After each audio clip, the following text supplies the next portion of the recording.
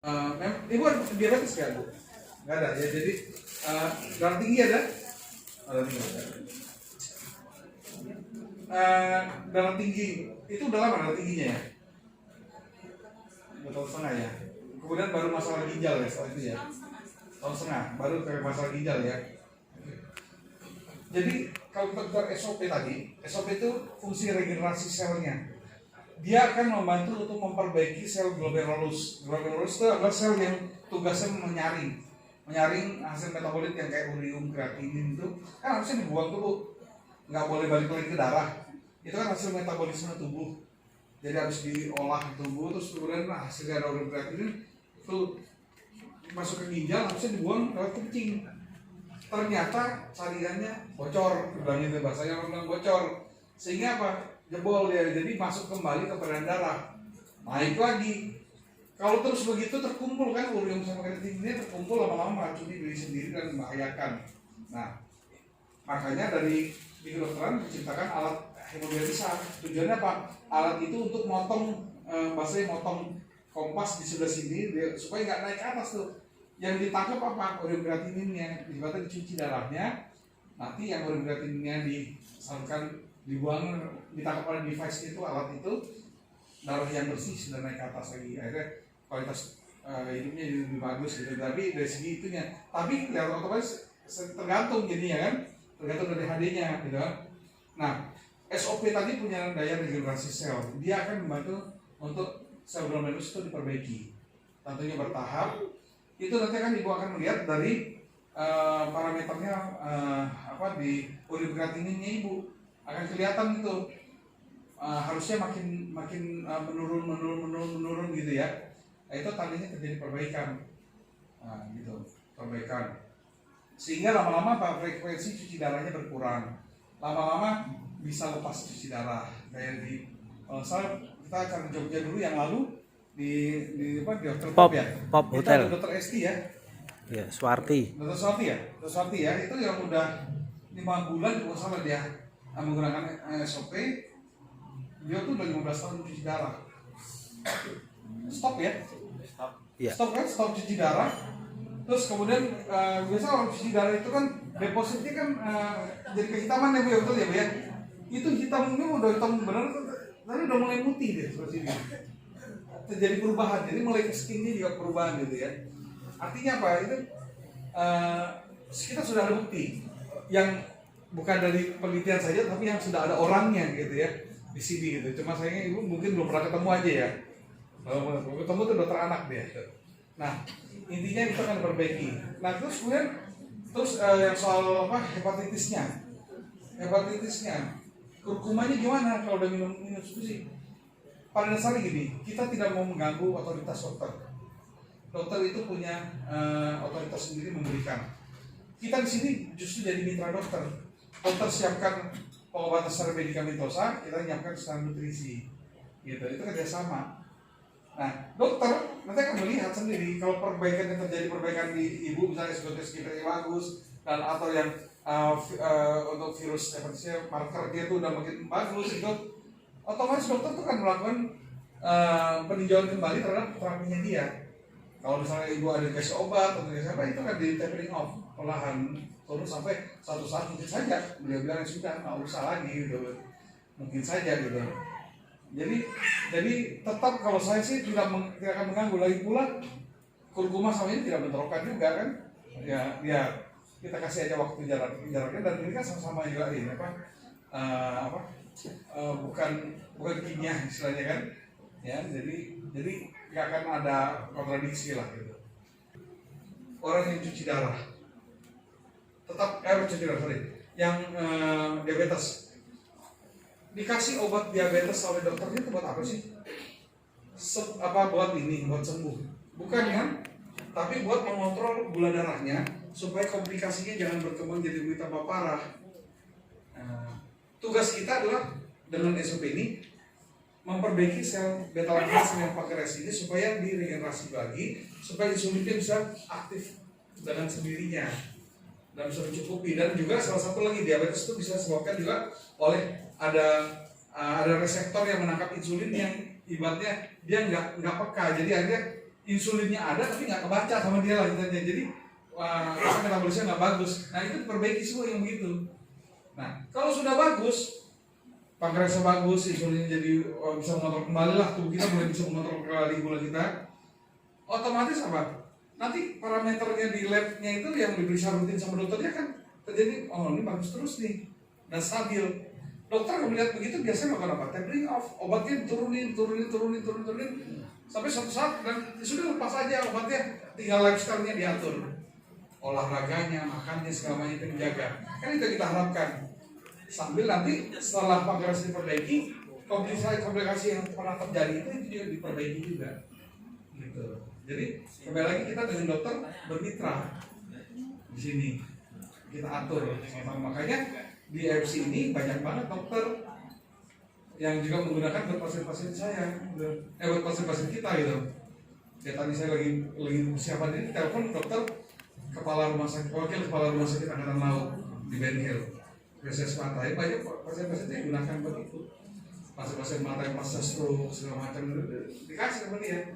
Yang ablasi retina, yang retinanya lepas, yang karena trauma atau segala macam. Karena tentara kan terjun payung lah, lompat inilah, itulah kan terjadi trauma gitu. Itu ketolong banyak gitu. Jadi kita lihat cukup Bu. Ya baik, terima kasih. Jadi masalah ginjal tadi saya juga agak takut ya, memang biasa saja.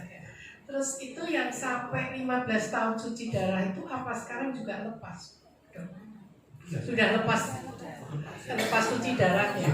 Sudah lepas? Menurut beliau lepas, karena kan kita ketemu langsung orangnya. Oh, jadi iya, sudah datang dia orangnya. Bu Esti ya, Dr. Esti ya. Apa? Dr. siapa? Esti ya? Swarti. Spesialis apa? Swarti ya. Ya, sudah ada begitu karena saya juga takut. Iya. Dia bisa mengancam yang luar biasa dan kemana-mana dia. Nah, yang kita cegah di situ. Jadi selain kita betulin pankreasnya, kita juga kalau misalnya ginjal sudah mulai ada pengaruh itu kita juga perbaiki. Cuma nanti urutan yang mana dikerjakan ya itu kita tubuh yang tahu yang mana dikerjakan duluan. Oh, ini mungkin saya sebelum nambahin sedikit ya boleh ya? Iya. Dan saya lupa tadi nambahin. Kalau ada orang penyakitnya 4 macam lah gitu ya. Diabetesnya ada, kena, terus kemudian jantung ada, kena juga, lambungnya kena, terus ginjal udah mulai kena. Yang mana duluan sih dikerjain? Nah, nggak gitu. Jadi gini, begitu diminum, kemudian mulai aktif, berarti juga misalnya aktif segala macam, dia akan melihat sinyal tadi kembali, sinyal siapa yang paling kuat. Karena yang paling berat kondisinya dia kan teriaknya paling kencang. Itu dulu yang dikerjain. Jadi nggak bisa ngatur-ngatur tentang kamu kasih ini dulu ya. Saya paling penting ini nih, ya itu nggak bisa. Jadi tugas kita cuma bahasanya nih, kalau bahasa ini ya bahasa becananya nih. Tugas kita cuma mangap, robek sasetnya masukin. Sisanya nggak bisa ngapa-ngapain. Kenapa?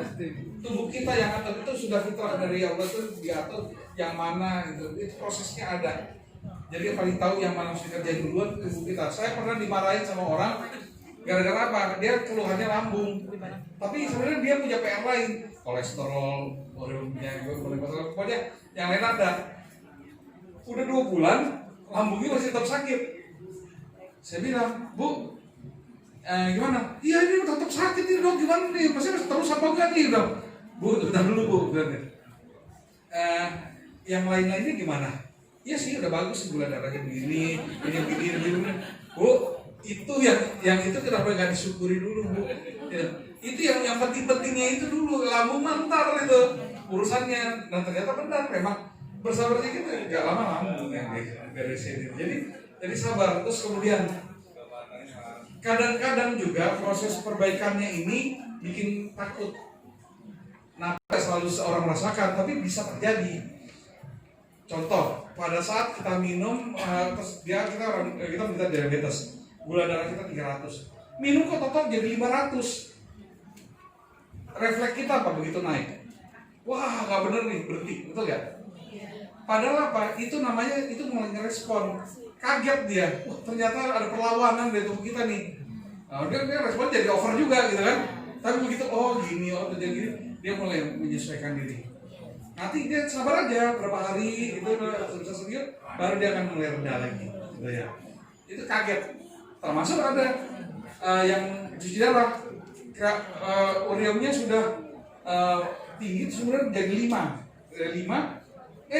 dua minggu kemudian jadi 9, kaget ya. Saya tanya, yang lainnya gimana? Gula darahnya udah bagus, trigliserid ya dari 1.200 jadi 70 sebulan. 1.200 trigliserid jadi 70. Kondisi fisiknya dia bagus, terus yang cairan dari pleura di parunya udah nggak ada, kakinya udah nggak bengkak, dia minumnya udah bebas. Padahal dia gagal ginjal juga, cuci darah udah 9 bulan. Kreatinina naik sedikit, bilang nggak apa-apa bu, itu tadi giliran. Jadi apa? Diabetesnya dulu di detok, naik, turun, udah bagus, ginjalnya lagi sekarang. Misalnya kita nanti habis itu apa lambungnya mungkin bikin sakit gitu. Kenapa? Jadi kadang-kadang proses penyembuhan itu menyakitkan. Kenapa? Tapi kadang-kadang ya, saya kasih lagi ibaratnya mobil nabrak, kenyok ya. Kalau dibetulin di ketok magic gimana? Diapain? Dibacain doa, ditiup baru betul lagi sendiri, enggak kan? Diketok lagi kan? Diketok-ketok. Nah kalau mobilnya bisa teriak, kira-kira teriak ya tuh diketok. Nah proses untuk ngebagusin lagi mobil itu kan juga melalui hal yang menyiksa kan?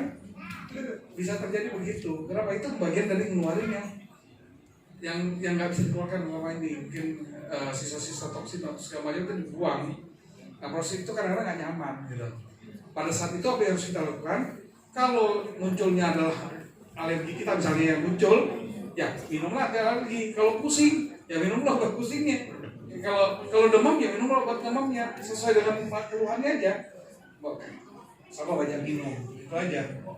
Nah, tapi yakin bahwa nggak lama dia akan reda dan memperbaiki yang lain. Gitu aja. Oke. Terus minumnya itu kompensasi atau dua-duanya? Oh gini. Tergantung tadi kebutuhan tadi. Jadi misalnya contoh tadi diabetes ya, diabetes tentu saya lebih ke arah suatu regenerasi selnya. Ya, kalau konsumsi itu jelas masalah kanker, masalah imun, masalah membersihkan kolon. Kalau kolon itu karena situ. Nah, kalau ada hepatitis ya tentu dikasih juga. Tapi kalau nggak ada, saya masih lebih ke arah SOP. Jadi kita sesuai aja, patennya kan ada tadi tuh paten-patennya tuh diarahkan sesuai patennya, itu biar tepat gitu. Nah, kapan kombinasi? Kapan? Pada saat dimana memang kedua-duanya paten itu memang dibutuhkan, gitu. Gitu.